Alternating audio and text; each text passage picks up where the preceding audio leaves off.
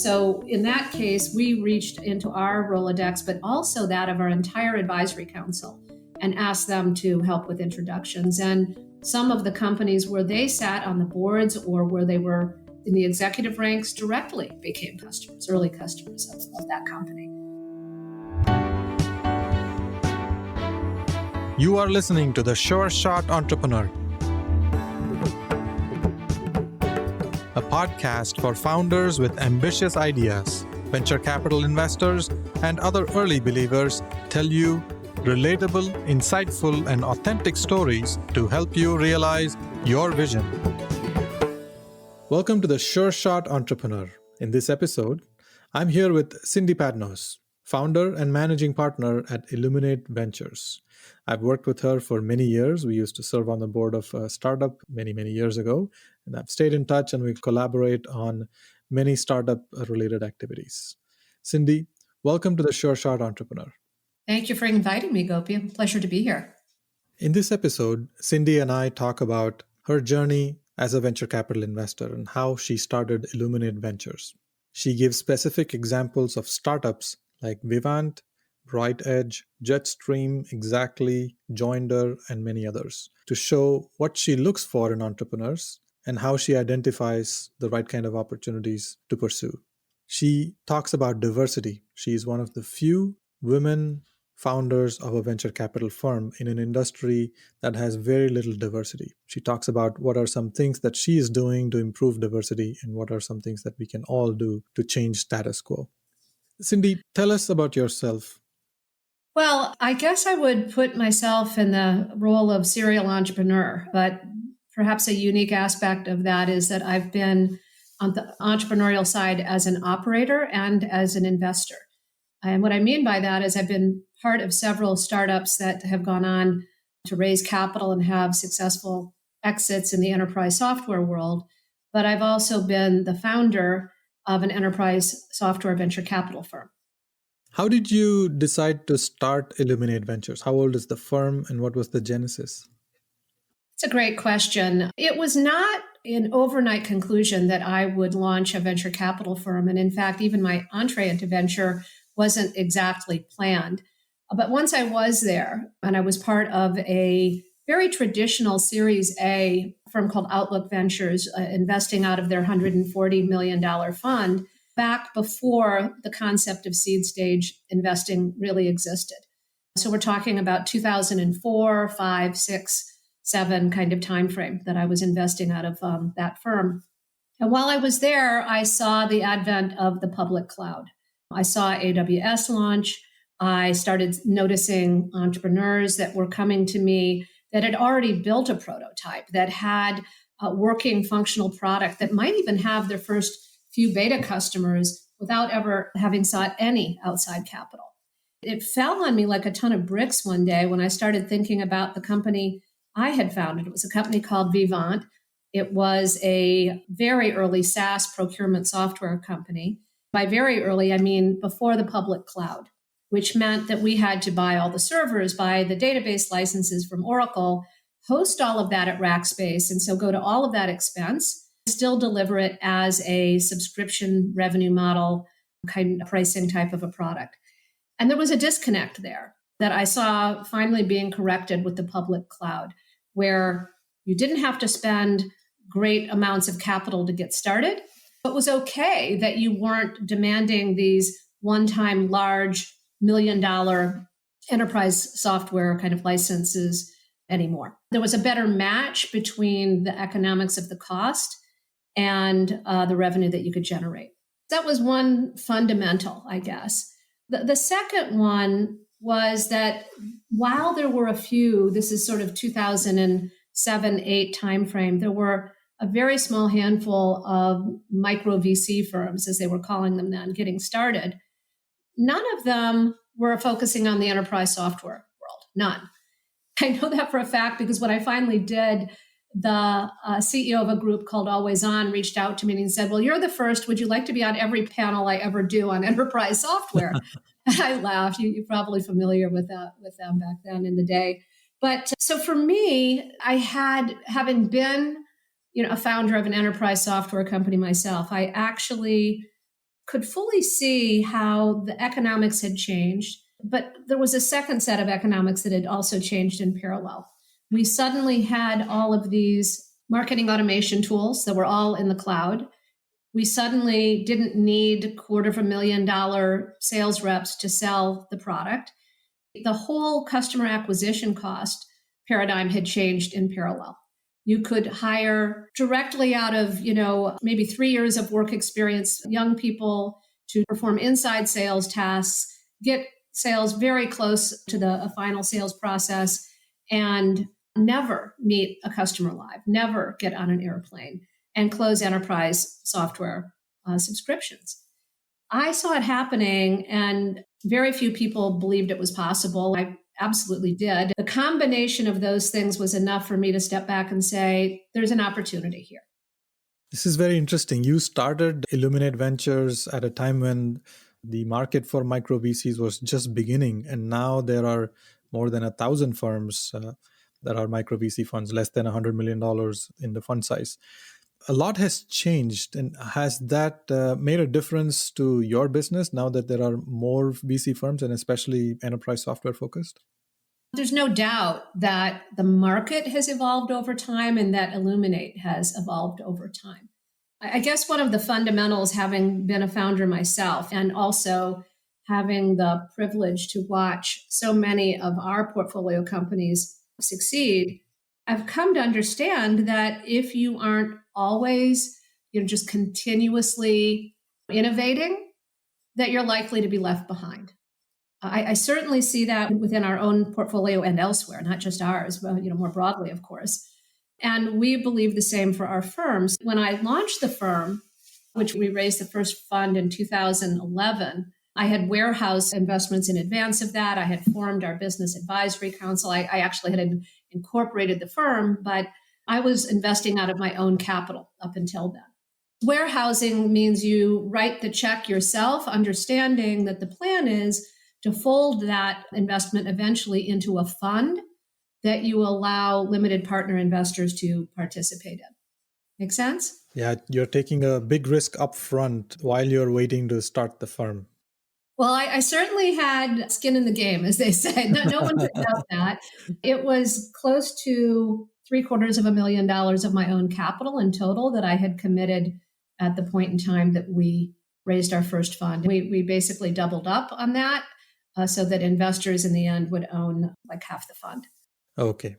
So, interestingly enough, as part of that process, I also came to realize that there was really a dearth of capital that was focused on more diverse founders. So another element I would say in the mix was that I wanted a firm that looked more like me. And more like me did not just mean female, but more diverse overall, that would be more inclusive.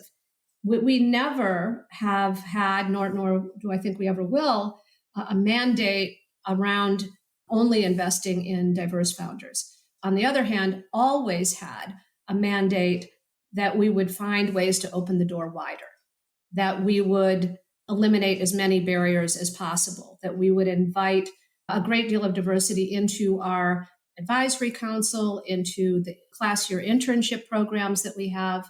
That has really served us well over the years. So that was one of the innovations, I would say, early on in the firm, was thinking about diversity as an opportunity, not as a mandate.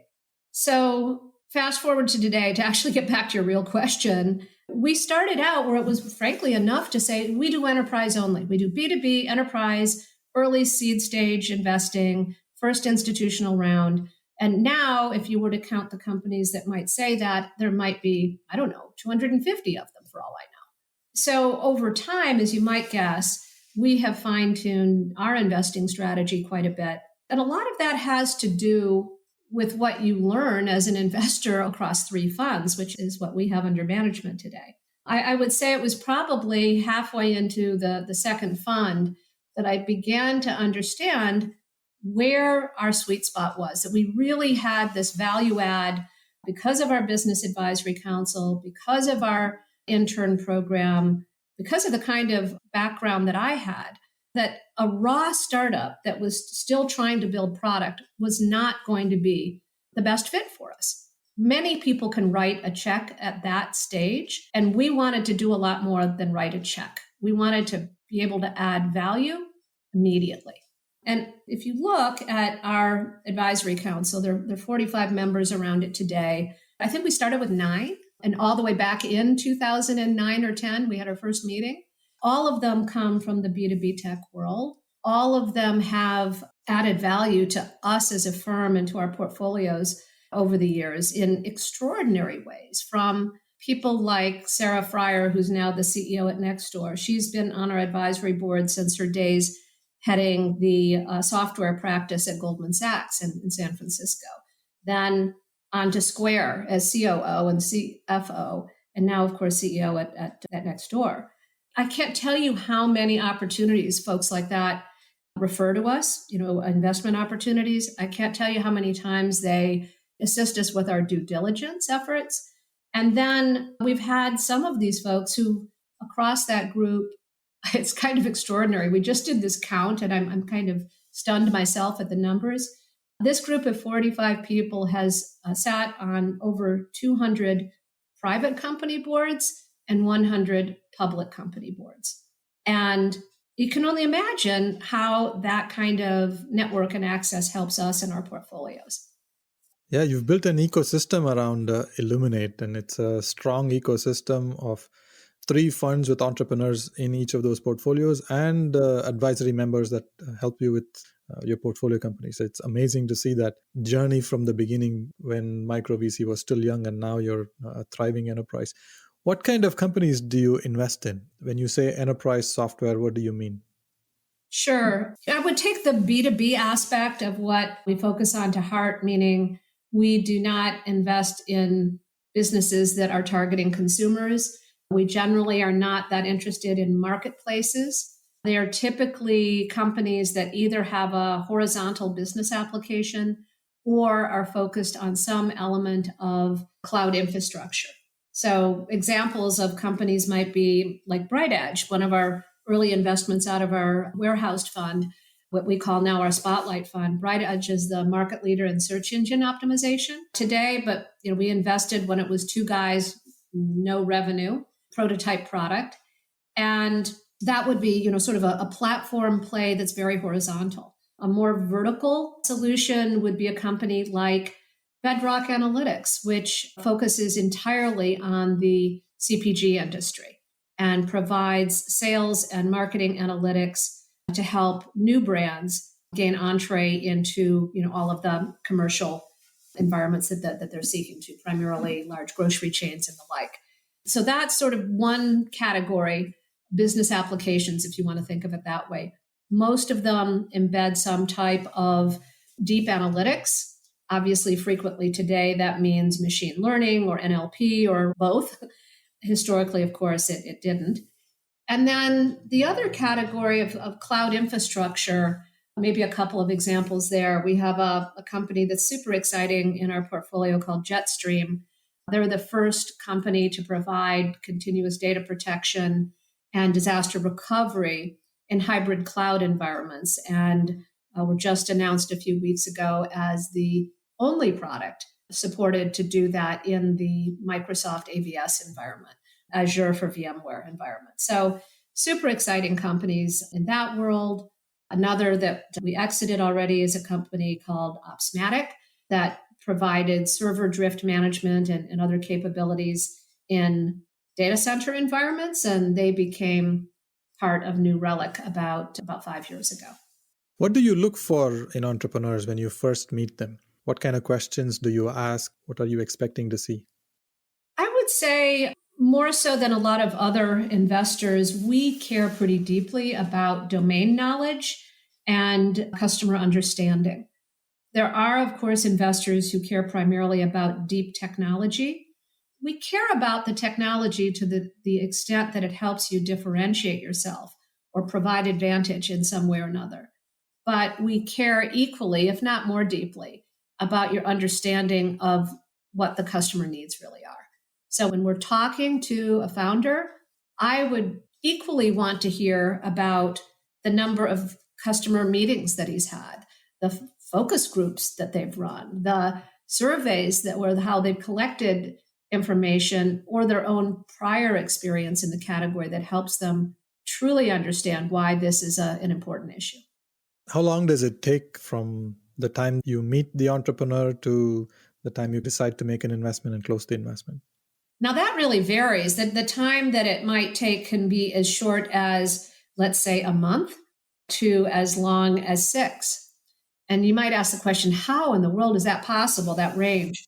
One of the things I haven't shared that I think is relatively important is that as part of that evolution, we just do seed stage enterprise software to where we are today is the discovery that companies that are going to get the most value from Illuminate as an investor are typically somewhat further along.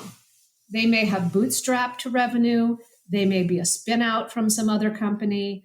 They may have started as an IT services business that identified a business problem that they kept repeating, creating a solution for in their customer base, their client base, and then decided to productize it. There's all sorts of reasons or ways that people get there. But in the end, we are typically investing in a company that is not a raw startup. And because of that, there's 2 things that can happen. One, the founder may or may not even be seeking capital, maybe thinking about, gee, maybe I won't even do a seed round. I'll just wait and do a larger Series A. We've seen that a couple of times. Or they have a lead investor who wants to syndicate with us, or the entrepreneur might.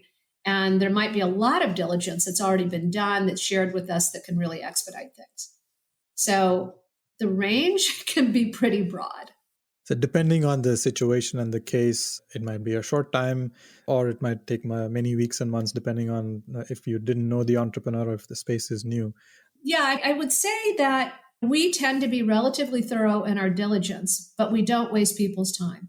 If we're not serious, we won't ask for an opportunity to speak to their customers. We won't take their time unless we really are serious. And part of what we do in the background, we tell them we're doing this. I'm not sure if they believe we are. We have this really broad network of what we call interns or students in residence that we work with during the class year. We've, believe it or not, had 70 of those interns over the last 10 years, graduate, if you will, from our program. And we leverage their knowledge sets and access to data sets, through their university libraries and other things to help us quickly assess a sector that might be new to us before deciding to take an entrepreneur's time. What advice would you give to entrepreneurs before they come to meet you? What are a few things that they can do to prepare? Well, as I said earlier, know your customer, know how you are going to demonstrate ROI and value from what you're trying to either build or deliver to your target customers. I think that's important. I would also say surrounding yourself with the best people you can is incredibly important. Don't settle. Don't just take someone because they're available, because you will be judged not just for who you are as a founder, but the other people that you're able to attract to your team. So in today's world, a lot of things have changed because of COVID in the past 10, 11 months. Most of the work is happening from home. Despite that, the market is still hot and there are lots of new opportunities and lots of transactions happening. Does that change anything for you in your due diligence process and how you engage with entrepreneurs? I don't think COVID has changed what my partner and I do very dramatically, to be honest, because we've always been a remote team. My partner Jennifer is in Seattle. I'm in the Bay Area. And so we've always had at least one of us participating in entrepreneur meetings remotely. Generally, I will say we meet as a group before we make a final investment decision. And I think that will still happen even during COVID, meaning, even if it's outdoors on a bench, that's likely to happen. We've made during COVID 4 new investments, which is right on track with a normal year for us. So we haven't slowed down our pace at all. And we have several in the queue right now that we're very excited about. Yeah, it's been the same for me, the same experience. I planned out to do 1 to 2 investments per quarter, and the pace has kind of remained the same before and after. But I also find it challenging that I can't meet people in person. and spending time face to face. It's actually much more fun. And I hope we can return to that world sometime soon. Absolutely. Are there any pet peeves you have, things that you wish were not the way they are? Well, I mean, I think, Gopi, you're aware that I have a great deal of passion and interest around increasing diversity in the tech sector. So it does trouble me that last year during COVID, we saw a fairly significant decrease in diverse founders being funded. That's troubling. I'm sure, in fact, that it's not intentional, but there's still certainly a question as to why and how it's happening. This was the first year in the last 5 or 7 that it declined rather than what went in what I would consider the right direction, growing. So that certainly is one area. What is the cause of that trend? Well, I mean, I can only have opinion. I haven't done any research on this, but I would say all of us have a natural tendency when our back is to the wall, when we're feeling undue pressure, to revert to what we're most comfortable with. And all of us, not just, white males or something like that, every one of us. If you have had the experience of something working well for you in the past, you're more likely to repeat that when you think there's more risk. And undoubtedly, over the last year, most investors would have perceived the environment to hold more risk. It's common that investors like to invest in entrepreneurs who look like them or act like them, or personality-wise, they're similar. But when everything goes remote and we're working from home and opportunities to network and meet new people is restricted, then you're kind of stuck with the existing set of people that you already know, and they tend to be people that look like you, act like you, and have personalities like you. Maybe that's something that's moving the bias in that direction. I've been doing research on this topic of, diverse founders for years. It's not my day job, as you know. It's a labor of love. And the first paper is now 10 years old, which is hard for even me to believe. In doing the research for that paper, I stumbled upon a word that I'd never heard before. It's called homophily. And if you look it up in Webster's, it's going to explain that it really is about how all of us have a natural inclination, a natural affinity to feel more comfortable with people and things that are more like ourselves. As an example, if I walk into a room where there's no one I know, but I hear someone speaking French in a corner of the room, I'm likely to walk over there because I speak French. And it's the same for all of us. If you fast forward to the most recent research we've done, there have been a couple of other surveys and papers that we've done along the way. It's just super interesting to see that still, as of today, male investors see about half the number of female founders that women investors do. And interestingly enough, though, invest in them at the same ratio, meaning women investors invest in twice as many women, but they see twice as many of them. It's not some bias on either side. It's about, like I said earlier, what we try to do is just open the door wider. Look at everything. I know you're passionate about diversity, and it's very rare to find a venture capital fund founded by a woman. You clearly stand out here. Are there things that we can do differently? What can we do to change and improve the status quo? Well, I think we need a combination of early encouragement for more diverse founders. That's not just women, it's Blacks and Latinos and others as well. Part of our strategy there is this internship that we do. More than 2/3 of our participants in that program are diverse over the last 10 years. And in that case, it's definitely by intent. If we don't have enough diversity in our applicants, we go out and look for more. Offering the exposure to entrepreneurship and venture capital early on is important. And I also think that having more diverse investors is going to be important over time as well. That's been demonstrated time and again. Yeah, it takes an evolution to change the mindset to become a good investor. And clearly, the journey has been great for you. I want to switch to another part of the conversation where I ask you about community involvement. Is there a nonprofit organization that you're passionate about? I sort of practice what I preach, or whatever, I guess is the way I would say it. I'm actively involved at the Tepper School of Business in their entrepreneurship center and around encouraging more women and other diverse students to become a part of that.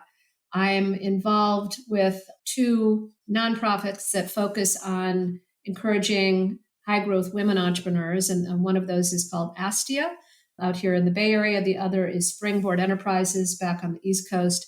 Both of them are now really global in scope.